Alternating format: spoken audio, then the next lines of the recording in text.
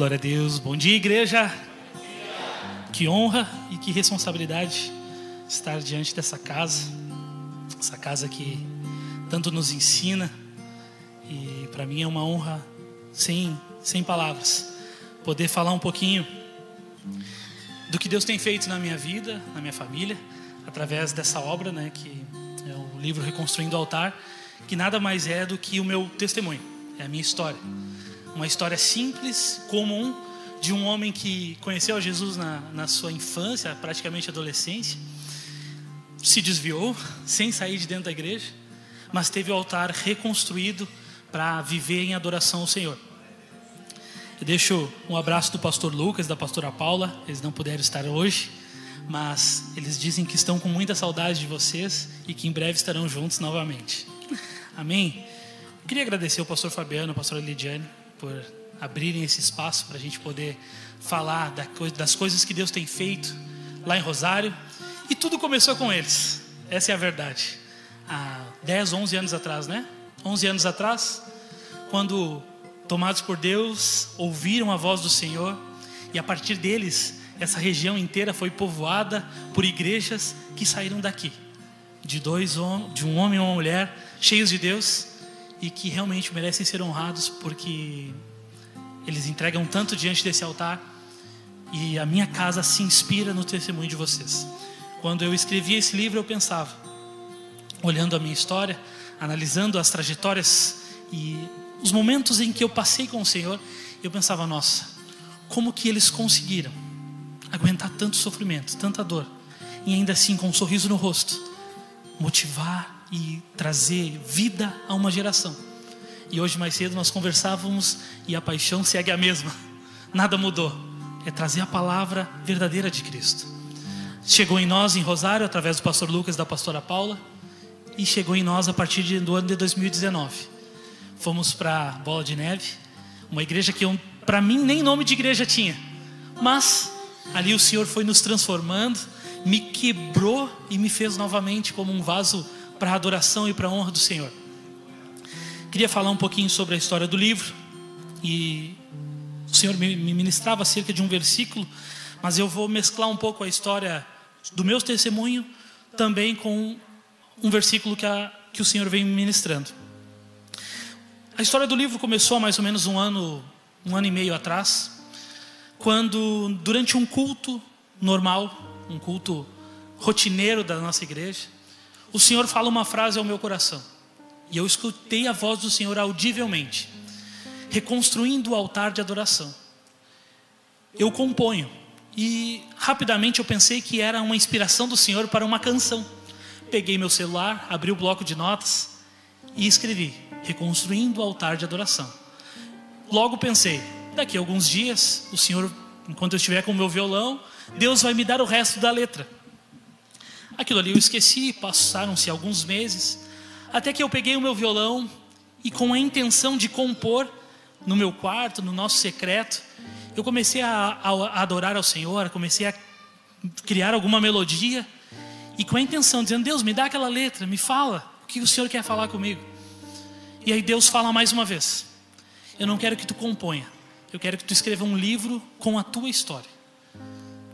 E eu fiquei: Deus, a minha história é super simples, eu não tenho nada de grandioso para entregar, a minha história é comum. Fui um menino, conheci Jesus, não fiz grandes coisas, eu me desviei dentro da igreja. O que eu tenho para passar para essa geração? O que eu tenho para passar para as pessoas que me ouvem? Eu não sou como Paulo, como Pedro, como os grandes homens de Deus que a Bíblia nos mostra: Davi, José, Elias, Eliseu. Mas eu creio na palavra, e eu creio que eu ouvi a voz do Senhor. Então eu disse amém. Mas alguns dias se passaram. Mas sabe quando a gente fala para Deus: sim, eu vou fazer, Deus, mas nem a gente acredita que aquilo é capaz, que a gente é capaz. Os dias foram passando, e num momento de devocional, eu estava um dia de folga, e eu peguei a minha Bíblia, peguei o meu caderno de anotações, fiz uma oração, e o Espírito Santo me fez lembrar: e se eu escrevesse o meu livro? Ao mesmo tempo que esse sentimento e esse pensamento veio, eu pensei assim, que livro, cara, para de viajar. Peguei então meu caderno e disse, eu vou escrever. E eu coloquei o título, Reconstruindo o Altar. Mas e como que se escreve um livro? Eu jamais tive a intenção de escrever. Eu jamais tive a intenção de juntar as minhas histórias e colocar em uma obra. Como é que faz? A gente é o narrador ou a gente conta uma história como se estivesse contando para um amigo? E eu disse, Deus, o Senhor vai me conduzir. Então, eu apenas vou ser o instrumento nesse momento. E eu comecei me apresentando. Se vocês comprarem o livro e forem ler, vocês vão ver.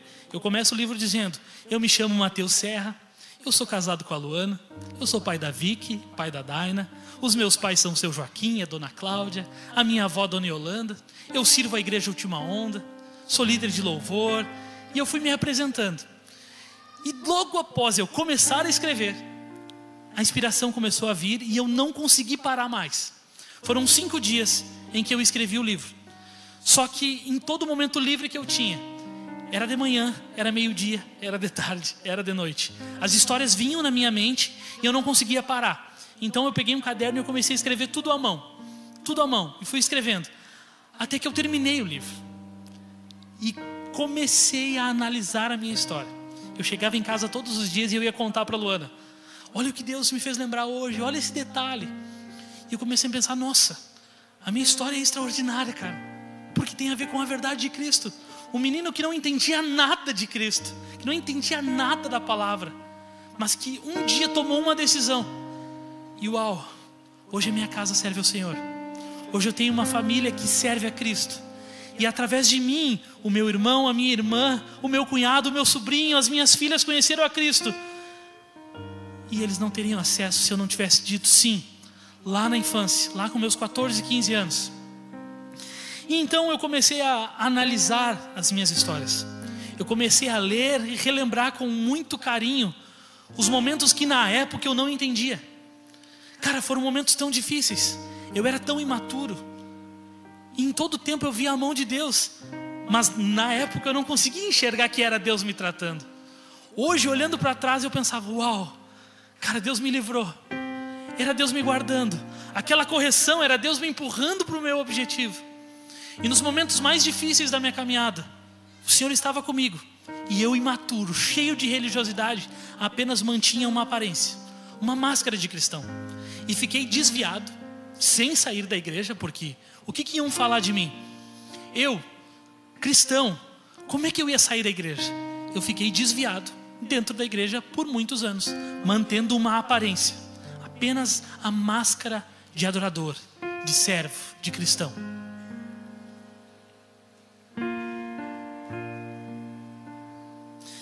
Abra comigo em Hebreus 13, no capítulo 15.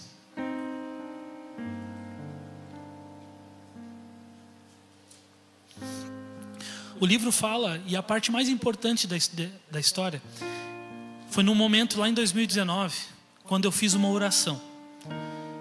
Através da vida da minha filha, eu vi o Senhor se revelar a mim de uma forma única. E eu fiz uma oração pedindo para que o Senhor, Ele me moldasse aos seus padrões. Que Ele fizesse em mim o que Ele quisesse. Que eu não queria mais ter o controle da minha vida. Eu não queria mais ter o controle das situações em que eu andava. E aí foi o ponto de virada da minha vida. Esse foi o ponto onde Deus realmente reconstruiu o altar de adoração. E começou a se revelar a mim de uma forma única, de intimidade.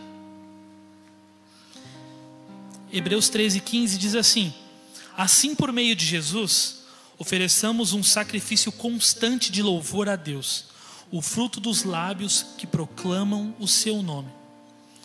Hoje em dia nós entendemos que não é mais necessário altares de pedra, sacrifício de sangue, mas sim uma vida inteira de entrega, de renúncias, de sacrifício de adoração. Que o fruto dos nossos lábios seja a adoração. E não tem a ver com a igreja ou com o culto, mas sim com uma vida disposta a entregar tudo para Cristo. Uma vida que adora em espírito e em verdade. E nessa caminhada tem altos e baixos, tem dias difíceis. E assim como as estações, Vai ter dia que vai estar chovendo, mas vai ter o dia que vai ter sol. Vai ter o dia que vai estar muito frio e vai ter o dia que vai estar muito calor. E essa é a nossa caminhada cristã. Vai ter dias que eu não quero vir à igreja. Vai ter dias que eu não quero orar. Mas ainda assim, é necessário matar e sacrificar a nossa carne, para que então sejamos verdadeiros adoradores, verdadeiros ministros do Senhor. Que independente do ministério em que nós servimos, nós venhamos adorar a Cristo com as nossas vidas, no nosso trabalho, na escola, na faculdade, na nossa família. E se for necessário ganhar uma pessoa apenas durante a nossa trajetória, então cumpriremos com o nosso chamado, que é levar a palavra de Cristo a toda criatura. O sacrifício, então, não é mais de sangue. O sacrifício é o louvor que sai dos nossos lábios. Amém? E o altar é a nossa vida. Não é o altar de pedra. Não é o altar que nós subimos e consagramos ao Senhor, mas é o altar da nossa vida. É muito fácil. E eu mantinha essa aparência por muitos anos. Eu pegava o meu violão e eu toda quinta e todo domingo eu subia para ministrar o louvor à igreja com o coração vazio, sem ao menos ter orado no último ano talvez. Mas eu fechava o meu olho, eu falava palavras, eu orava. Só que quando eu saía do culto, eu me sentia uma fraude. Eu me sentia o maior mentiroso, porque eu dizia assim: eu estou falando de Cristo, daquilo que eu já vivi um dia, mas que hoje eu não sinto mais. E eu via as pessoas se alegrando, eu via a igreja adorando, e eu pensava: nossa, como eu queria isso. Só que eu era muito orgulhoso. Eu via minha esposa pagando o preço por mim dentro de casa. E aí eu criei um método, né? Como é que a gente faz para não ter contato com a igreja, para não ser corrigido? Começava o culto, eu chegava 10 minutos depois. Terminava o culto, eu saía 10 minutos antes. Porque aí o irmão que via que eu estava meio afastado, estava distante, ele não tinha como falar comigo. Durante a semana a gente não conversava. E os anos foram passando. Foram longos anos em que eu fiquei afastado dentro da casa do Senhor, em que eu fiquei afastado falando de Cristo e sem acreditar. Duvidei. Eu não saí da igreja, porque eu tinha uma esposa que orava por mim e que me dizia assim: a única coisa que tu não vai fazer é parar de ir ao culto. Ela aceitou ir comigo mais tarde e ela aceitava ir embora mais cedo, mas ela não desistiu de mim. É necessária uma busca constante pela reconstrução do altar de adoração, que é a nossa vida. Aí eu te pergunto: você se considera um verdadeiro adorador? E se você se considera, o que é adoração? Essas foram algumas perguntas que eu comecei, que o Espírito Santo me fez e que eu comecei a ter que olhar para dentro de mim e responder. Segundo o dicionário, a adoração é um ato, é um efeito. Mas a verdade é muito mais profunda. E nós que conhecemos a Cristo entendemos que não tem a ver apenas com a definição que o dicionário nos mostra, mas sim com uma vida, um dia após o outro. Uma caminhada que não é uma corrida rápida, mas uma maratona, onde é necessário às vezes parar de correr um pouco e apenas caminhar. É necessário dar um pique um pouco mais forte, mais rápido, porque é um momento, é necessário. Nos últimos anos, nós acabamos tornando, e eu acredito que a igreja brasileira acabou tornando a adoração como um estilo musical atrelado ao worship. Nós acabamos entendendo que a adoração é um momento do culto, é uma apresentação, é o louvor bem elaborado, é uma ambiência, é o pad do teclado, e é aquele momento que eu ergo as minhas mãos e eu me concentro com toda a minha força e eu começo a falar palavras de adoração, palavras de amor, e então eu sinto uma coisa boa, um arrepio, parece que sai um peso. Isso é adoração. Mas a verdade é que isso não tem nada a ver com adoração. A música, a dança, os instrumentos, elas são ferramentas de adoração. E eu posso dizer com propriedade, porque eu usei o meu instrumento, a minha voz, a minha vida em adoração por muitos anos, mas era uma mentira, era falso. E então a igreja ela se tornou banal. Nós tornamos a adoração algo banal, um momento do culto. Antes da palavra tem a adoração. Mas a verdade é que a adoração tem a ver com a nossa vida de entrega, de renúncia, de sacrifícios. O pastor está doente, cara. Ele está aqui porque ele entendeu que ele precisa adorar a Cristo com a sua vida. E não tem a ver com a igreja, tem a ver com Cristo, não é mesmo, pastor? Uma vida de renúncia, sacrifica o próprio eu. Transformar a adoração em um simples momento de música e entretenimento durante o culto não fecha as portas da igreja, mas derruba o altar que é a nossa vida. E eu acredito que Satanás, ele não quer vencer de forma gloriosa. Ele não quer fechar as portas da igreja e fazer com que esse povo inteiro fique disperso. Mas ele quer derrubar o altar que é a tua vida e deixar as portas da igreja abertas. Foi assim comigo. A porta da igreja estava aberta. A minha casa estava dentro da igreja, mas o meu altar estava quebrado. E olhando para trás eu consigo identificar tantos irmãos que, assim como eu, fizeram pela força do braço, vestiram uma aparência. E hoje, irmãos, muitos deles estão em centro espíritas, centro de umbanda, com casamentos frustrados. Por isso eu te digo, se tu vai casar, tu tem que casar com alguém de Deus. Se não fosse a minha esposa, eu não estaria aqui hoje. Eu teria me afastado. Eu não tinha vontade alguma de estar na igreja. Eu não tinha vontade alguma de ser o exemplo para minhas filhas. Mas eu tive alguém que não desistiu de mim. Eu tive uma mulher de Deus que decidiu pagar o preço, enquanto ninguém sabia. Ela orou. E ela já sabia esse homem de Deus que eu me tornaria. Mas esse homem de Deus estava tão distante. Abra comigo em Samuel, 2 Samuel 6. A história do rei Davi.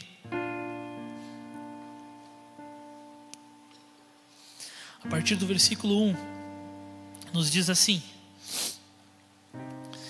Deus uniu novamente todos os melhores guerreiros de Israel, 30.000 ao todo. Partiu com eles para Balaá de Judá, a fim de buscar a arca de Deus, junto à qual era invocado o nome do Senhor dos Exércitos, que estava entronizado entre os querubins. Puseram a arca de Deus num carro novo e a levaram da casa de Abinadab, que ficava num monte. Saindo da casa, Uzá e Aiô, filhos de Abinadab, guiavam a carroça nova, que transportava a arca de Deus. Aiô estava à frente da arca. Davi e todo o povo de Israel celebravam diante do Senhor, entoando cânticos e tocando todo tipo de instrumentos musicais: liras, harpas, tamborins, chocalhos, símbolos. Quando chegaram à eira de Nacon, os bois tropeçaram, e Uzá estendeu a mão e segurou a arca. A ira do Senhor se acendeu contra Uzá, e Deus o feriu por causa disso. Ele morreu ali mesmo, ao lado da arca de Deus. Davi ficou indignado porque a ira do Senhor irrompeu contra Uzá, e chamou aquele lugar de Perus-Uzá, como é conhecido até hoje. Davi teve medo do Senhor. A gente vê que nesse momento da história, Davi acabara de se tornar rei de todo Israel, e ele tinha uma boa intenção. Assim como o pastor Fabiano acabou de falar, que uma boa intenção também machuca, uma boa intenção também não gera uma adoração verdadeira. E Davi estava cheio de Deus, tomado pela presença, influenciado pela presença de Deus, com a intenção de colocar as coisas em ordem, colocar a casa, as coisas no seu devido lugar. Então precisava trazer a arca da presença, a arca que simbolizava a alegria, a esperança. Era uma arca de Deus num carro novo e a levaram da casa de Abinadab, que ficava num monte, saindo da casa de Uzá. Uzá e Aiô, filhos de Abinadab, guiavam a carroça nova, que transportava a arca de Deus. Quando chegaram à eira de Nacon, os bois tropeçaram, e Uzá estendeu a mão e segurou a arca.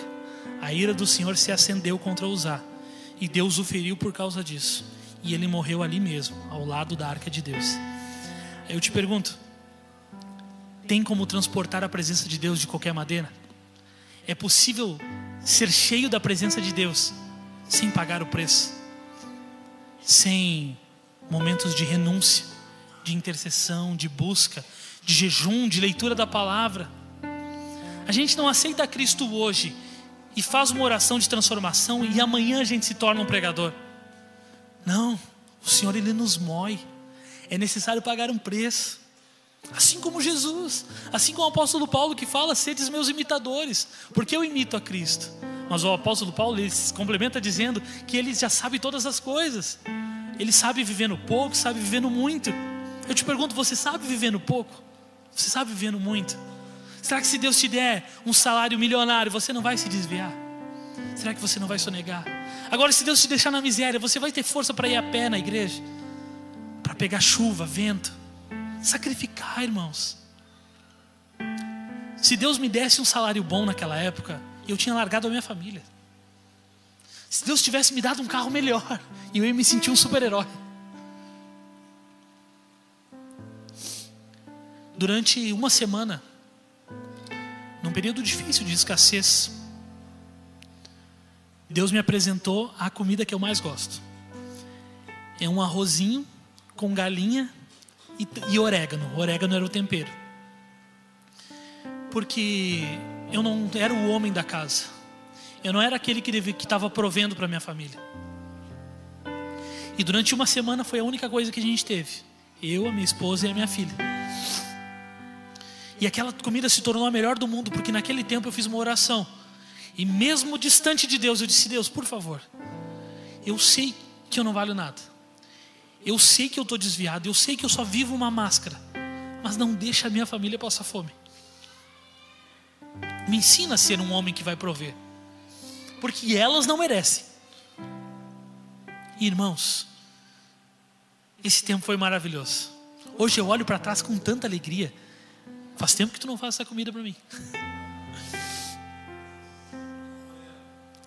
Cara, foi a melhor comida que eu comi em a minha vida inteira. Eu consigo lembrar do sabor ainda até hoje. Porque era um período que Deus estava me moendo. Ela e a Vicky feliz, dando risada. Deus está cuidando. E eu dizia: briga comigo, por favor. Está faltando. Reclama, por favor. Concorda comigo que está difícil.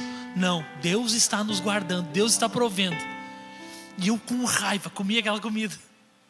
Hoje eu olho para trás com alegria. Reclamei muito. Não pensem que não. Em 2019 eu tomei a decisão de trocar de igreja. Eu estava nesse período desviado. Eu planejei algumas formas de matar o meu antigo líder, né? Eu pensava assim: e se eu passar com o carro por cima dele? Ninguém vai descobrir. O freio falhou. Eu pensava mesmo. Sério que não era tão forte, mas eu cheguei a pensar algumas vezes. Eu não conseguia ver os irmãos que me feriram, que me magoaram ou que me podaram como instrumentos de Deus. Eu era tão cheio de mim mesmo.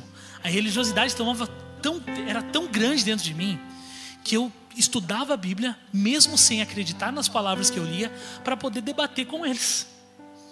E aí o pastor pregava e eu dizia para a Luana: ele está falando bobagem. Eu criticava o tempo inteiro.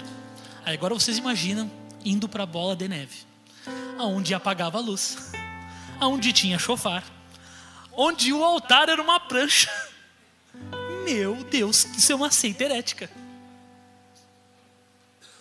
Depois de 2 anos, 2017 a 2019, desviado, sem parar de ir à igreja, visitando alguns lugares, a gente recebeu um convite para ir na bola de neve.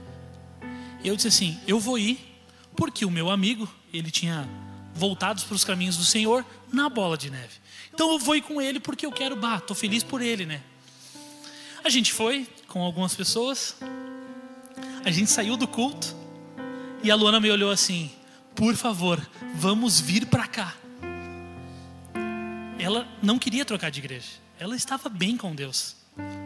Só que ela se apaixonou pelo ambiente e pela presença do Senhor naquele lugar, que ela disse: se tu quer sair, então vamos para lá que eu vou contigo. Ela não tinha aceitado ir para nenhuma outra. Eu queria ter ido para a Assembleia, eu queria ter ido para ter igrejas mais tradicionais. Eu andava só de camisa, com a Bíblia gigante assim, né? Porque o tamanho da Bíblia importa, embaixo do braço. A gente saiu de dentro da igreja, ela olhou para mim, era no antigo sindicato. Quem é que foi lá no sindicato?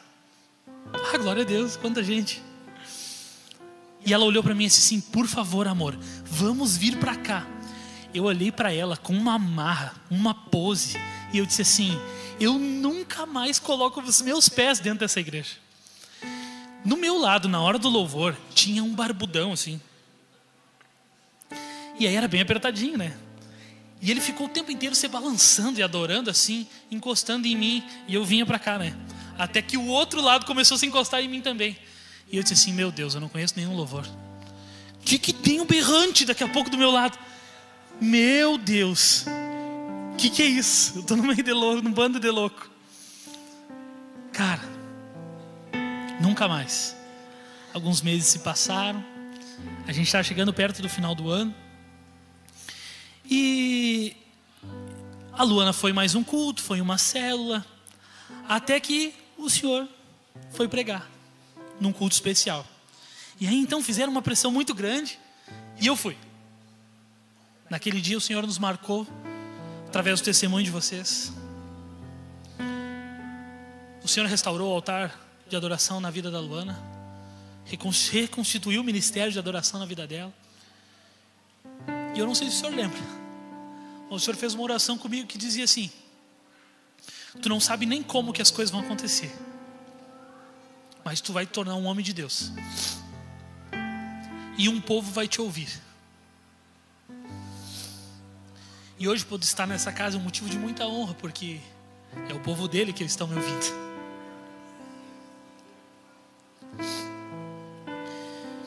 Eu tinha uma regra: eu só ia trocar de igreja se a igreja aceitasse a Vicky. A Vicky na época tinha 6 anos. E na outra congregação, na outro ministério, ela só ficava na escolinha. Na hora do culto ela deitava, até dormia no banco. Até que então, logo após o culto que o pastor Fabiano pregou, 15 dias depois, teve um outro culto. E a Luana me disse assim: vamos nesse culto, vamos nesse culto. E eu disse assim: eu vou ganhar dela agora. É agora que eu vou colocar um ponto final de vez na história da tal da bola de neve. Vamos levar a Vicky. Se a Vicky gostar do culto, a gente vai congregar lá. Eu fui muito astuto, eu fui muito inteligente nesse momento, porque eu sabia que não tinha ministério infantil. Tinha 5 obreiros e uns 20 membros. Eu disse: tá, ela vai odiar o culto e nós vamos embora e nunca mais vamos precisar voltar.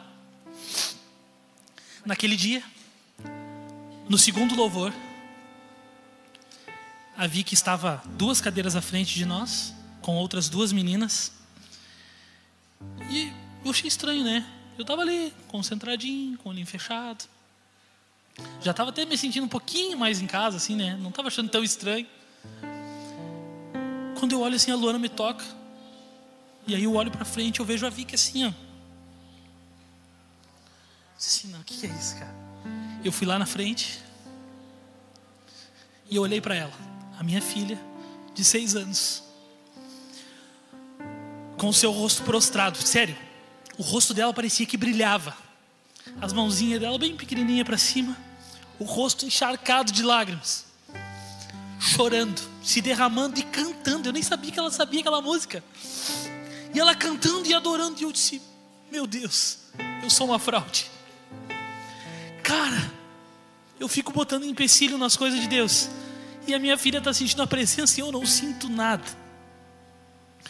Naquela noite, eu tomei uma decisão de homem de verdade. Eu decidi rasgar o meu currículo. Eu tinha uma marra de cristão, de conhecedor da palavra. Eu gostava de debate, eu gostava de fazer fiasco, batendo bocas sobre a palavra, é claro, né? Naquela noite, eu me ajoelhei e eu fiz a oração, talvez uma das mais sinceras que eu fiz até hoje. Eu disse: Senhor, eu rasgo o meu currículo. Eu reconheço que eu não sei nada e eu estou disposto a aprender do zero. Cara, esse é o ponto mais importante do livro. É o que gira a chave. É onde eu mais sofri. Vocês vão entender agora. Foi os momentos que eu mais fui atacado, eu mais fui bombardeado, eu mais fui podado. Só que eu via isso com tanta alegria, porque a partir daquele momento foi como se o buraco que estava na minha vasilha se fechasse. E Deus começou a me encher de uma maneira que o pastor me cobrava. A partir daquele dia eu disse amém entendi que é aqui, iremos congregar aqui. Deu 2 semanas, nós estávamos lá no Aviva Uruguai e eu estava sambando, cara, com a, não me lembro o nome, a batucada abençoada. E aí os irmãos, os guris assim, cara, quem é esse Serra? Quem é esse irmão que está aqui? Ontem era Assembleia, hoje é Bola de Neve. Amém, eu mergulhei de cabeça, irmãos, sem plano B, sem reservas. Eu me entreguei para viver aquilo que Deus queria. E foi assim. Bola de Neve tinha 6 meses para servir. Em 2 semanas o pastor Lucas me chama para conversar e ele diz assim: tomado por Deus, cara, é com muito temor que eu te digo, Deus tem pressa para realizar as coisas na tua vida. Eu já falei com o pastor Fabiano e ele permitiu que tu servisse. E eu, como assim, pastor, eu vou servir aonde? Não, tu vai ministrar no altar, tu vai adorar. E eu disse, cara, quanto tempo eu não pego o violão? Eu que só queria, agora eu só queria sentar e aprender, eu só queria sentar e desfrutar. E para mim foi muito mais difícil, porque eu aprendi fazendo. O que aconteceu depois de 2019? Pandemia. 2020 tivemos uma pandemia. A igreja estava crescendo, nós estávamos pertinho de alugar um prédio. O que acontece? Recua, não aluga o prédio, vai para dentro do lar, culto online, por celular. Irmãos, foi o momento que eu mais cresci com a minha família. O pastor me ligava, ele chegava a me ligar por videochamada para me cobrar. Terminava o louvor online. Como é que era louvor online? Horrível. Não existia as chamadas boas que nem hoje. Os aplicativos eram muito ruins. E o pastor terminava o louvor, ele me ligava de vídeo: eu preciso falar contigo. Tu foi muito mal hoje. Tu não sabe o que é adorar. Tu não consegue conduzir a igreja. Como é que eu ia conduzir a igreja online? E ele dizia: Serra, tu precisa ter tempo com o teu instrumento. Tu precisa aprender a fazer devocional. Ele ficou 1 mês comigo, fazendo uma videochamada, fazendo devocional. Ele pagou o preço por nós, irmãos. Ele se colocou à disposição. E ele investiu no nosso chamado. E eu não via isso com maus olhos. Enquanto todos estavam assistindo e achando: o pastor é duro. Nossa, o pastor Lucas cobra o Serra na frente de toda a igreja. Ele me cobrava na frente de toda a igreja. Não tinha. Só que eu só conseguia sentir alegria porque eu estava sentindo a presença de novo. E eu não via o Lucas me cobrando. Eu via Deus através do pastor Lucas dizendo assim: Serra, eu vou te levar para mais longe. Eu vou te impulsionar. E as coisas foram acontecendo muito rápido. Cara, no período de pandemia, a igreja ela cresceu muito em fé. Pois nós tínhamos turno de oração, de intercessão, períodos de busca. Nós orávamos de madrugada, de tarde, de noite. E o meu violão se tornou uma arma de guerra. O meu violão era meu companheiro. Era eu e o violão sempre, aonde a gente estava. A gente começou a se reunir, começou a adorar e gerar adoração verdadeiramente. E eu comecei a me tornar então um líder de adoração. Foi nesse momento em que, com o meu altar plenamente reconstruído, entendendo que através da adoração, do currículo rasgado, agora um altar reconstruído, pronto para frutificar, pronto para levar adiante a mensagem que não tem a ver com a gente, mas a de Cristo. Mais à frente no texto de Samuel, no versículo 12 diz assim: disseram ao rei Davi: o Senhor tem abençoado a família de Obed-edom e tudo o que ele possui por causa da arca de Deus. Então Davi foi até lá e com grande festa levou a arca de Deus da casa de Obed-edom para a cidade de Davi. Quando os homens que carregavam a arca do Senhor davam 6 passos, Davi sacrificava um boi e um novilho gordo. Davi usava um colete sacerdotal de linho e dançava diante do Senhor com todas as suas forças. Assim Davi e todo o povo de Israel levaram a arca do Senhor com gritos de alegria e ao som de trombetas. Agora sim, Davi fez da maneira certa. Não com apenas uma boa intenção, não em cima de um carro de bois, não dando um jeitinho, mas decidiu realmente pagar o preço, mostrando um dos maiores sacrifícios que a Bíblia nos mostra. Cara, a cada 6 passos, vocês conseguem imaginar isso? A quantidade de animais sacrificados naquele momento. A cada 6 passos, eles paravam e sacrificavam. Eles paravam e reconheciam o quanto é por Cristo e não por nós. Aí eu te pergunto, há Quantos passos você para sacrificar? O quanto do seu tempo você tem sacrificado para se tornar realmente um adorador, disposto a rasgar o currículo quantas vezes for necessário? Quantas vezes nós não sacrificamos nem mesmo a 20, a 30 passos? Davi, ele rasgou o currículo. Ele era rei, vitorioso de batalhas. Ele tinha uma pose para manter. Ele precisava manter uma aparência. O que os servos iriam achar de um rei que estava dançando, pulando de forma extravagante? Não era a postura de um rei. Não era a postura. Se a gente imaginar hoje um juiz da Suprema Corte, ele não pode se portar de qualquer maneira. Ele não pode falar com qualquer palavra, quaisquer palavras. Ele precisa manter uma pose, uma aparência que é coerente com o seu cargo, com a sua função exercida. Davi rasgou o currículo, cara. Ele não se importava se estava na presença dos servos, de outros reis, de deuses e ninguém. Ele apenas adorou o Senhor com toda a verdade. Levou a arca de forma correta e a cada 6 passos um sacrifício. A cada 6 passos um sacrifício. Festa, alegria e verdadeira adoração sendo gerada. Porque a presença do Senhor estava com eles plenamente. Ele apenas se sentiu completamente satisfeito em Cristo. A alegria da presença era o que o movia. Davi dançou, pulou com tudo o que ele tinha. O que é a arca de Deus? Por que a arca era tão importante? Porque a arca, ela simbolizava a presença de Cristo. A presença de Jesus era a alegria e a gratidão do povo. Era também um sinal de bênção e de prosperidade. E hoje, sem a presença, como nós vamos conseguir ser prósperos? Como conseguiremos ter alegria verdadeira? Não a alegria passageira de um domingo bonito, mas a alegria que faz o dia mal ser suportável. A alegria que faz com que a gente venha perder as pessoas que amamos e ainda assim nos alegrarmos em Cristo, porque a nossa força vem dele, não de homens e não de movimentos. Cara, quem é que não ficou triste quando terminou a Bola de Neve? Assim como os pastores já falaram, o pastor Lucas e a pastora Paula, eu me imaginava até a minha velhice podendo pregar em cima de uma prancha, cara. Mas não tem a ver com uma placa, uma denominação, mas tem a ver com a presença de Jesus. E se a presença está se movendo, cara, eu preciso me mover. E não é de qualquer forma.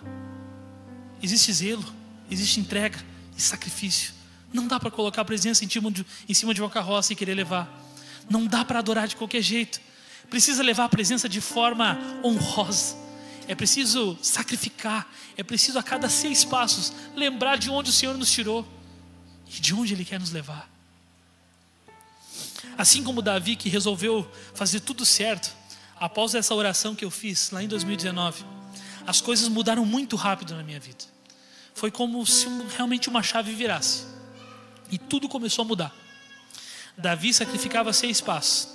Nós enfrentamos a pandemia, cultos online, duras críticas do meu pastor, que produziram muitos bons frutos. Eu e a minha família crescemos tanto, porque a gente se fechou em casa. E quando tinha rumores de maiores índices de separação da história, que foi durante a pandemia, quando as pessoas estavam trancadas dentro de casa, eu e a minha família crescemos.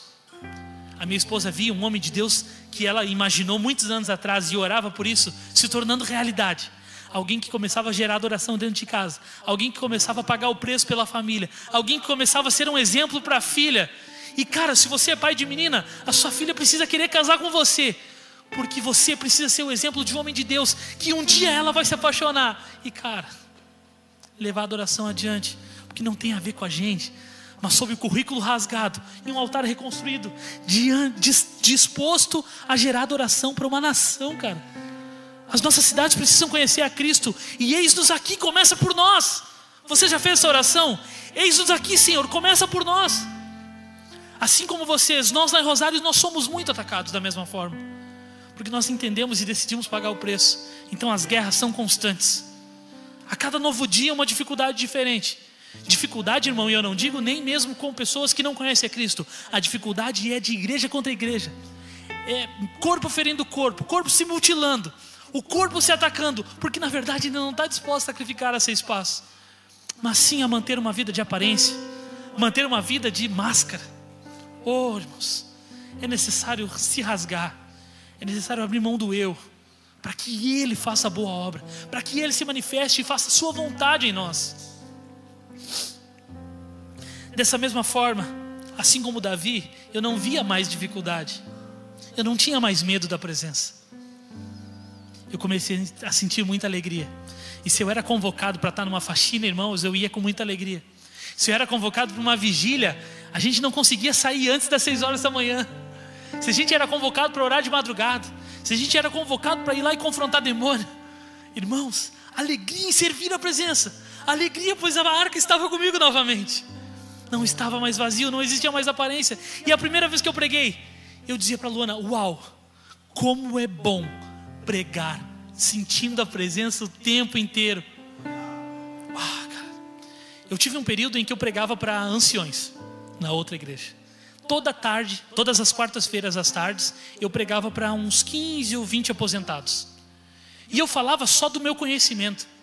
Quando eu preguei a primeira vez na Bola de Neve, cara, uau, eu sentia a presença me conduzindo. E quando ele parou de falar, eu dizia amém, eu não vou falar mais, porque eu nunca mais quero perder a alegria de saber que o Senhor está comigo, me usando. Por mais que hajam dias difíceis, vai haver dias difíceis de novo, irmãos. Deus foi me dando canções. A gente conseguiu gravar canções na nossa estrutura. Rosário, cara, não tem estúdio. Eu paguei R$100 para um irmão pagar produzir e divulgar as minhas músicas. As minhas músicas alcançaram 7 países. Uma letra que surgiu de adoração, de um momento verdadeiro com Cristo. Um encontro com os olhos de Cristo. O mesmo encontro que eu tive no dia que eu fiz a oração após ver a minha filha rendida. Eu encontrei os olhos de Jesus. E esse encontro transformou a minha vida. Esse encontro rasgou o meu currículo, mas reconstruiu o altar de adoração. E a adoração é a única chave para manter uma vida constante em direção ao alvo, em direção ao objetivo. Com certeza, nós seremos tratados como loucos. Com Davi não foi diferente. A gente já vai encerrar. Eu pulei um pouquinho da história, eu te contei as partes mais importantes para que você adquira essa obra e abençoe alguém, ou seja edificado com uma história simples de um menino que foi transformado pela palavra do Senhor e que não foi fácil, que tinha tudo para dar errado, mas pela honra e glória do Senhor hoje consegue dar o testemunho de alguém que é falho. E eu não tenho vergonha de contar as minhas derrotas. Eu sempre falo das minhas derrotas, porque em todo tempo, quando eu voltei, o Senhor Ele me mostrou e me curou. Não existe mais trauma, não existe mais aflição, não existe mácula, irmãos.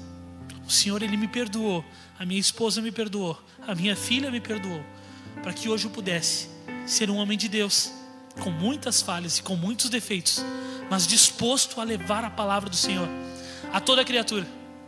E vocês não imaginam o quanto eu estava nervoso hoje. E ainda estou. Porque falar de Jesus é algo muito sério. Falar para Jesus dentro dessa casa que sim, tem um homem e uma mulher de Deus que instruem com tanta sabedoria e excelência, com um chamado ministerial que realmente nos motiva e nos move, e com uma história de sacrifício que nos transforma. Mas nós entendemos que a cada novo dia as misericórdias do Senhor, elas se renovam. E as nossas palavras, elas têm poderes para transformar a vida de cada um. E esse é o combustível da fé. A gente já vai encerrar. Eu queria chamar o louvor. E assim como Davi, que pela sua própria esposa foi desprezado, foi tratado como louco. Se você seguir lendo o texto de 2 Samuel, os próximos versículos mostram isso. Mical, sua esposa, vai lá e o critica. Fala que a postura dele não era a postura de um rei, que aquilo era desprezível aos olhos dos servos. Como que ele ia se despir, colocar uma roupa de linho e sair pulando e dançando de forma extravagante diante do povo? O que o povo iria pensar? Aí eu te pergunto, como que você vai sair da sua casa, dos seus pais, esposo, esposa, do seu meio de convívio, e se entregar a Cristo de uma forma extravagante. Talvez você seja muito atacado, talvez você seja muito criticado, e isso faz com que você se retraia, faz com que você apenas frequente aos domingos, mas não se entregue verdadeiramente de forma extravagante para viver então a plenitude da vontade de Deus. É necessário rasgar o currículo, irmãos. É necessário abrir mão do eu, das vontades, matar a própria carne e ser desprezível aos olhos dos homens. E não apenas com boas intenções, manter uma vida morna, fria, que nos ativa no domingo ou nos eventos. Os eventos vêm, tem um movimento, a gente fica cheio e vai passando os dias, um dia após o outro a gente vai murchando e esfriando. A adoração é a chave para constância. E é isso que nós precisamos na nossa caminhada. Não é 15 dias voando, uau! Mas uma vida constante, entendendo que é necessário sacrificar, é necessário manter o passo em direção ao alvo, em direção ao objetivo.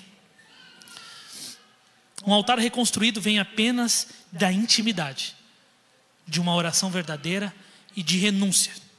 É impossível carregar a presença de Deus, a arca do Senhor, sem rasgar o currículo e se permitir ser totalmente restaurado pelo Senhor.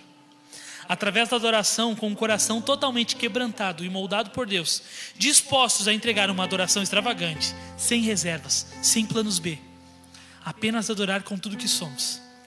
Mas a escolha sempre será nossa. Você pode sair daqui hoje e essa palavra ter sido apenas mais uma, e domingo que vem você precisar de um novo combustível. Mas a cada novo dia você pode tomar a decisão de escolher, e a escolha sempre será nossa, a escolha sempre será sua, e dizer assim: Senhor, por hoje basta. Para mim foi quando eu vi a minha filha cheia da presença e eu vazio por muitos anos. Aquele dia foi o dia do basta. Foi o dia que eu parei de carregar a arca, a presença, num carro de bois. Foi o dia que eu decidi sacrificar a cada 6 passos. E pasmem, não foi mais fácil, não foi mais tranquilo. Eu compus a canção Verei Milagres porque a nossa segunda filha, eu tinha um plano perfeito.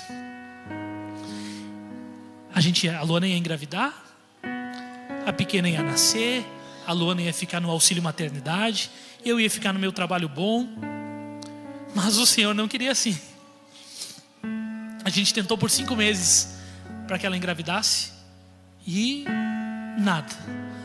Até que a gente pensou: nossa, vai ter que precisar de algum tratamento para essa gestação acontecer.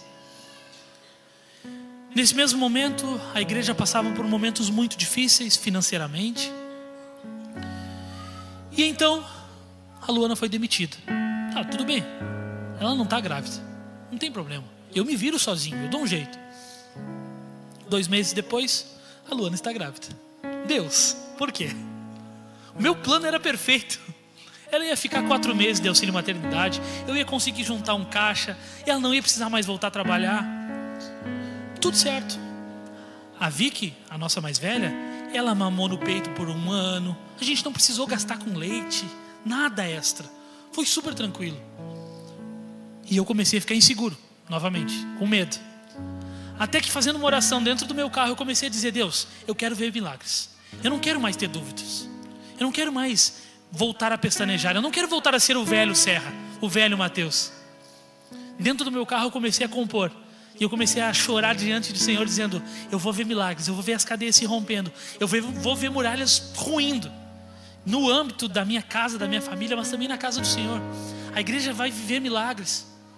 E essa foi a minha declaração de fé: verei milagres, verei milagres, eu viverei milagres.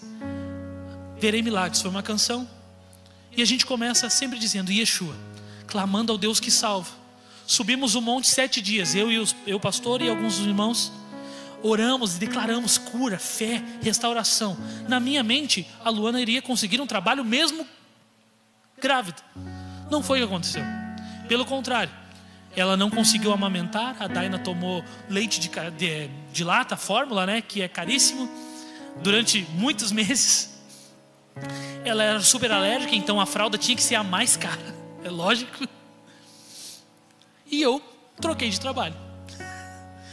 Tudo errado na minha cabeça, mas tudo dentro do controle do Senhor.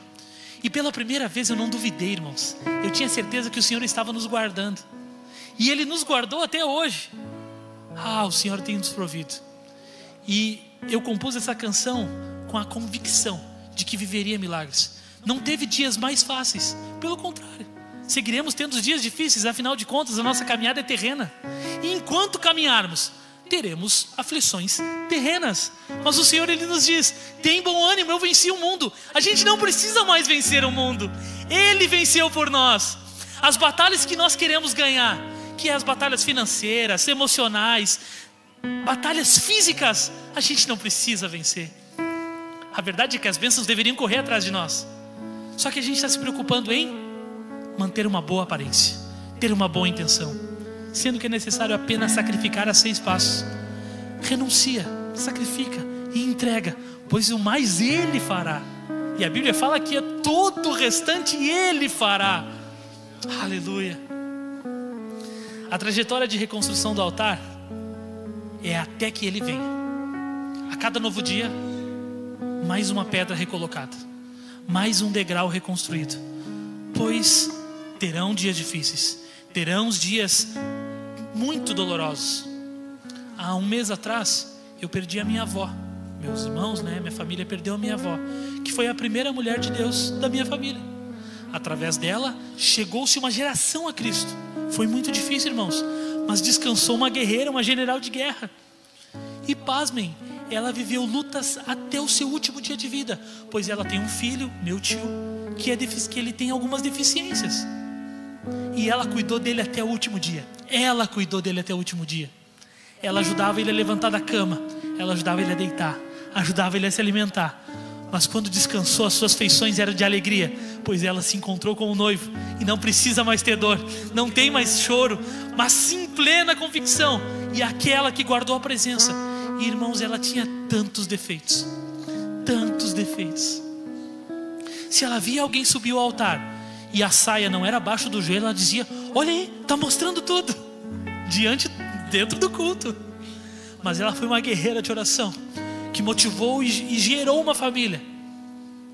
E aí, você está disposto a sacrificar a cada 6 passos?